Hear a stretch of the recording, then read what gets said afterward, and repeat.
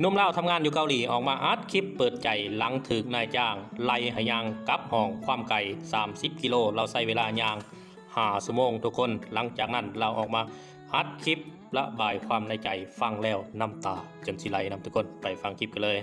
เรื่องที่เกิดขึ้นเมื่อวานนี้เนาะที่เฮ็ดให้มีการได้ย่างกลับห้องพอ5 ชั่วโมงว่าเหตุจุกใจเกิดมาจากหยังต้นปลายสาเหตุมันเป็นมาอย่างไรเพราะว่าเมื่อวานนี้ก็เรื่องมันเกิดขึ้นก็อย่างใจฮ้อนอยู่รายละเอียดก็ยังบ่ทันมีหลายบางคนก็เม้นไปต่างๆนานาว่าเป็นนำเฮาบ่หรือว่าเป็นนำนายจ้างบ่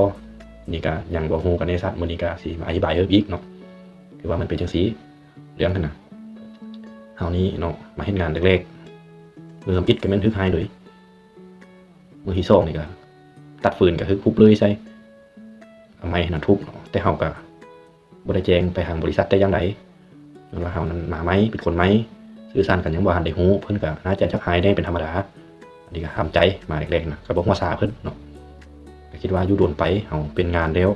เฮ็ดเวียกเก่งแล้วเพิ่นก็น่าจะเซาหายเฮาเซาด่าเฮาแต่กลับกันความจริงมันบ่แม่นเนาะเฮาอยู่โดนไปก็แฮงหนักหนาไปขึ้นไปเรื่อยๆบ่มีท่าทีว่าสิดีขึ้นเลยข้าพเจ้าก็อดมาได้ฮอด3 เดือนคือ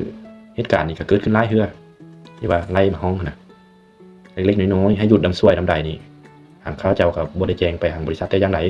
แต่คันให้หยุดยาว2-3 มื้อซั่นนี่ก็แจ้งไปแต่มาฮอดเมื่อวานนี้เหตุที่มันเกิดขึ้นนั่นน่ะ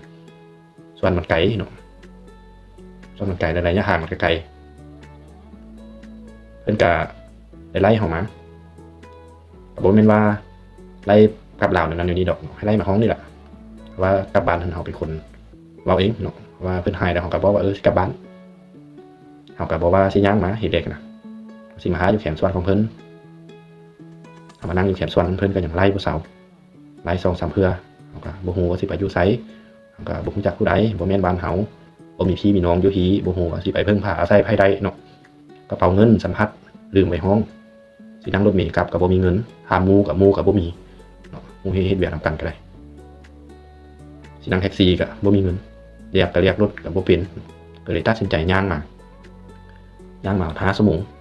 ก็ยังบ่ฮอดห้องเนาะยังฮอดศูนย์ที่ว่าเป็นคนลาวที่เขาเจ้าเซาให้อยู่น่ะออกระบายหั่นน่ะเนาะเอาเว้เขาเจ้าหันเขาเจ้าก็ห้ามว่าเป็นมาแนวใด